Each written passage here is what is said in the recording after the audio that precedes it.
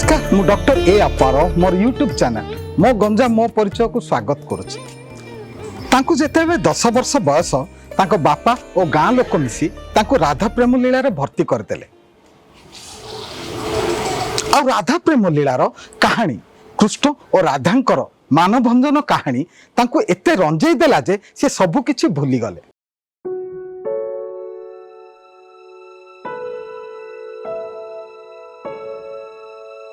पुणी जेतेबेले से पछकु चाहिचंती तांको पाखरे केही नांती निज धर्मपत्नी को छाड़ीदेले। आसंतु सेही बळी जने कलाकार को आज साक्षात करबा मु जने कलाकार रे।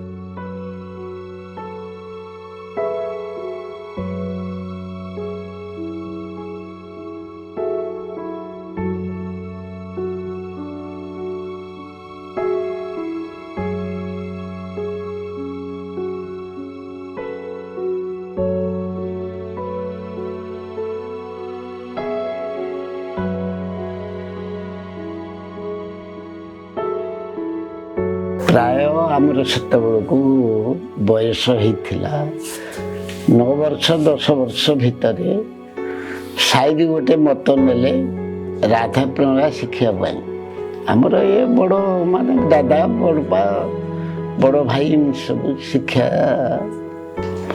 करने बोली हो साई हिसाब से घर गोटे गोटे पिला तमें छाड़ आमर बापा माँ मुझे गोटे एकला एका बापा माँ को आ भौणी 3टा थिले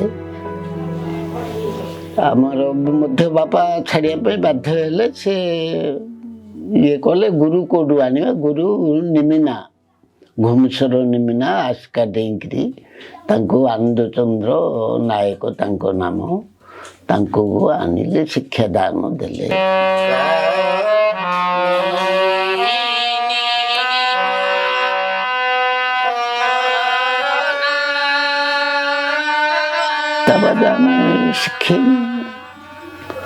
शिखबार 5-6 वर्ष जो टे ज्ञान शक्ति आसला गीत नृत्य ढंग है पदा को पार्टी बाहरला पदारे आम बुलिलु गंजाम जिला जाक पारला खेमडी जिला को जाइचु कटक सेंटर को जाइचु नहीं आमर बैद्यनाथ भीम नरढ्यर थिले से जोग देकरी नहीं से समय जो आमर पारंगम हेलु टिके जंत्रपाति ऊपर को ओलिलु खोल फोल टिके मारिलु हारमानी तापर टिके शिक्षा दान कलु जो 17-18 वर्ष है से पदा को जावाई इच्छा कलु आ भितर बहुत कष्ट भोगीचु आज्ञा।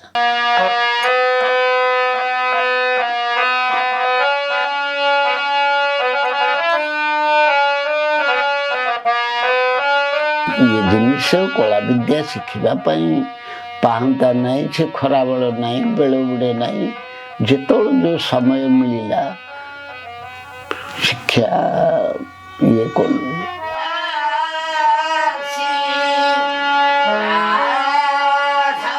आम पारिवार जो हेलु लोक आसिले रंधा ग्राम आमर ब्रह्मपुर डेंकरी से बाप जीव कि बोले हाँ जीवा आपण मान पाखु आम के शिक्षा लाभ करूँ आम भी जहाँ जाचु गुरुंर आशीर्वाद आम शिखेबू।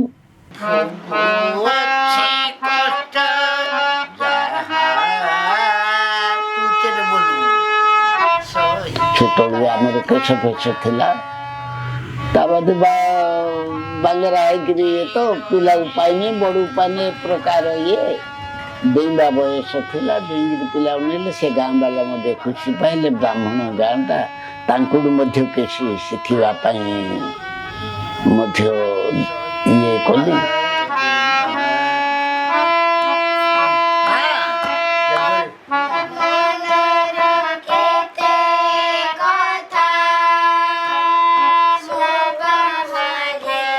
डिक्शनरी देले गोपाल कृष्ण पद्यावली उपेन्द्र भंज जोड़ी जोटा दरकार हम ଆଣିକିରି ଷ୍ଟାଇଲ ଫାଇଲ ମୋତେ କହିକିରି ଇଏ କଲି। ପିଲାମାନଙ୍କୁ ନୃତ୍ୟ ସଙ୍ଗୀତରେ ମଧ୍ୟ ଆମ ରଘୁନାଥ ପୁରୋହିତ ଥିଲେ, ଗୋବିନ୍ଦ ଚନ୍ଦ୍ର ସାହୁ ଥିଲେ ଦୁଆନପଲ୍ଲୀର, ତାଙ୍କ ସହିତ ମଧ୍ୟ 2 ବର୍ଷ ଯାଇ ମିଶିଥିଲି।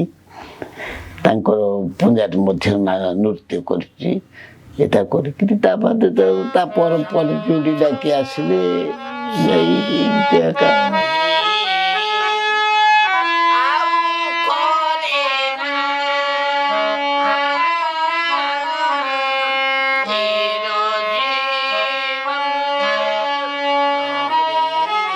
ମୁଁ କୃଷ୍ଣ ରୋଲ ପ୍ଲେ କରୁଥିଲି ଆଜ୍ଞା। କୃଷ୍ଣ ରୋଲ ପରେ ଛଦ୍ମ ବେଶ ଗୁଡ଼ାକ ମାଳିନୀ ଅଳତା ବିକ୍ରି କରିବା ପାଇଁ, ସୁନାରୀ ଅଳଙ୍କାର ରାଧାଙ୍କ ନିକଟକୁ ନେବା ପାଇଁ, ଏ ମାନଭଞ୍ଜନ ବହିଟା ତାଙ୍କର ରାଧାଙ୍କର କୃଷ୍ଣବର୍ଣ୍ଣ ରାଧା ଚାହିଁଲେ ଯେ ଆମେ କୃଷ୍ଣବର୍ଣ୍ଣ ଚାହିଁବିନି କି କୃଷ୍ଣକୁ ଚାହିଁବିନି ବୋଲି ଆଗେ ଛଦ୍ମ ବେଶରେ ଯାଆନ୍ତି। ଛଦ୍ମ ବେଶ ପ୍ରାୟ 10-12ଟା ଥାଇଆ ଭିତରେ ଶବରୀ ଶୁଆ ବିକିବା ଛଳରେ, କାଚ ବିକିବା ଛଳରେ, ତାପରେ ଯୋଗୀ ଭିକ୍ଷା ଦାନ ମାଗିଲେ ଭିକ୍ଷା ଦେବି ବୋଲି ତାଙ୍କେ କହିଲେ। କୃଷ୍ଣ ନିଜେ କହିଲେ ନାଇଁ, ତୁମର ଯେଉଁ ମାନ ଭିକ୍ଷାଟା ଅଛି ମୋତେ ସେଇଟା ପ୍ରଦାନ କର, ଏ ଭିକ୍ଷା ପାଇଁ ମୁଁ ଆସିନି ବୋଲି ଇଏ କରି ସେ ମାନ ଭିକ୍ଷା ଦେଲେ। ତାଙ୍କର ଶେଷକୁ ମିଳନ ହେଲା, ଯୁଗଳ ହେଲା।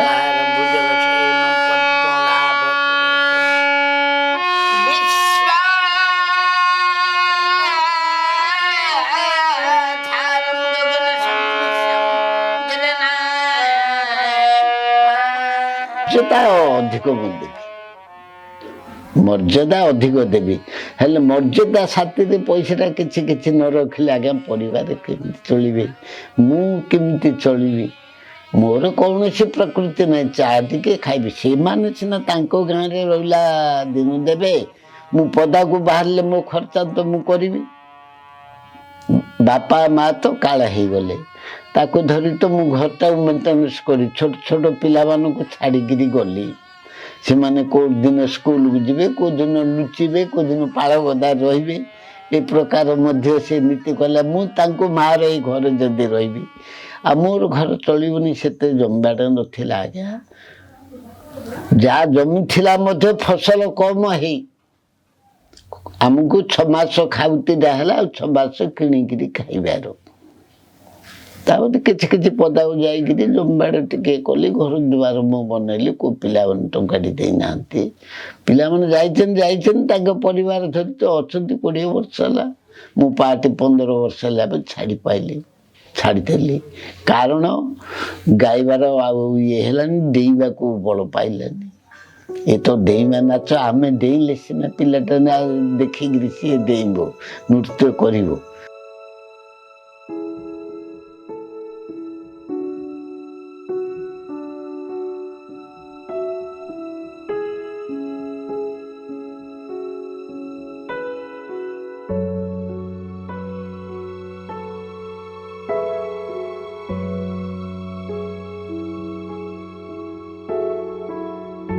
ଘରେ ବର୍ତ୍ତମାନ ବୁଢ଼ୀ ଅଛି, ମୁଁ ଅଛି, ଆଉ ପିଲାମାନେ କେହି ନାହାନ୍ତି। ସିଏ ଆସିଲେ ସୁଦ୍ଧା ମଧ୍ୟ 10 ଦିନ 15 ଦିନ ରହିବେ, ତାଙ୍କ ବାଟେ ତାଙ୍କେ ପଳେଇବେ ତାଙ୍କ ପରିବାର ଧରୁ। ମୁଁ ମଧ୍ୟ ଏଥିରେ ମଧ୍ୟ କେତେ ପ୍ରତିବାଦ କଲିଣି, ଶୁଣୁନାହାନ୍ତି। ଆମର ଅବସ୍ଥା ଶୋଚନୀୟ ହେଲାଣି, ଆମେ ଚଳିବୁ କେମିତି? ଆମର ଏକ ଜାତି ଭିତରୁ ମଧ୍ୟ ଆମର କମିଟି ମାନେ ଅଛନ୍ତି, ସଭାପତି ଅଛି, ତାଙ୍କୁ ମଧ୍ୟ ଦୁଃଖ ଜଣାଉଛି। ସେ ବୋଲା ଯଦି ନ ଆସିଲେ ଆମକୁ ଇଏ କର, ଘରେ ଫୋନ୍ ଦ୍ୱାରା ପିଲାମାନଙ୍କୁ ଜଣେଇବା। ବୁଢ଼ୀ କହୁଛନ୍ତି ଯେ ଯଦି ଫୋନ୍ ଦ୍ୱାରା ଆମେ ଜଣେଇବା, ହଁ ଭଦ୍ରଲୋକ ଆମକୁ ଫୋନ୍ କଲା ବାପା ମା ବୋଲି ଆହୁରି ବଡ଼ ରାଗ ପଡ଼ିବେ, ଏତେ ଦୂର କାହିଁକି ଯିବା? ତାଙ୍କୁ ଆମେ ମୌଖରେ କହିବା, ଆସରେ ବାପା ଆମର ଜଞ୍ଜାଳ କେମିତି ଛିଣ୍ଡ, ବିଲ ବାଡ଼ ଯାହା ଅଛି ତମେ ବଣ୍ଟନ କରି ନିଅ। ଘର ଦୁଆର ଦେଇଥିଲେ ସିନା ଆମ ଘର ବନେଇକିରି ତମକୁ ରଖିଥାନ୍ତୁ, ତମେ ତ ଦେଲନି। ତମ ବୟସଟା ହେଇଠି ଅଧା ବୟସ ହେଲା, ପିଲାମାନେ ତମ ଉପରେ ହେଲେନି। ଯାହା କରୁଛ କର ବୋଲି ଆମେ ଦୁଃଖ ସୁଖରେ ଚଳୁଛୁ ଆଜ୍ଞା।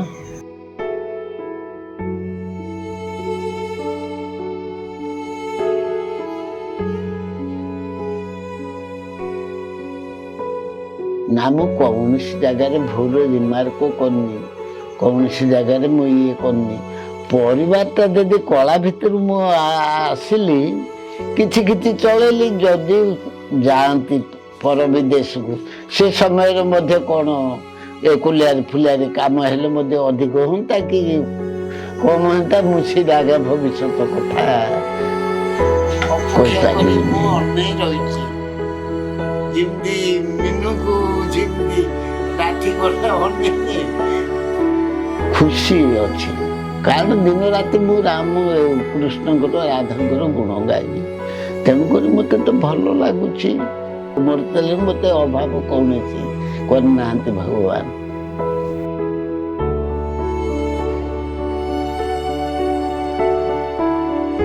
ବଣମଲ୍ଲି ବଣରେ ଫୁଟି ମରିଗଲା ଭଳି ଏ ଲୋକ କଳାକାର ମାନଙ୍କ କାହାଣୀ।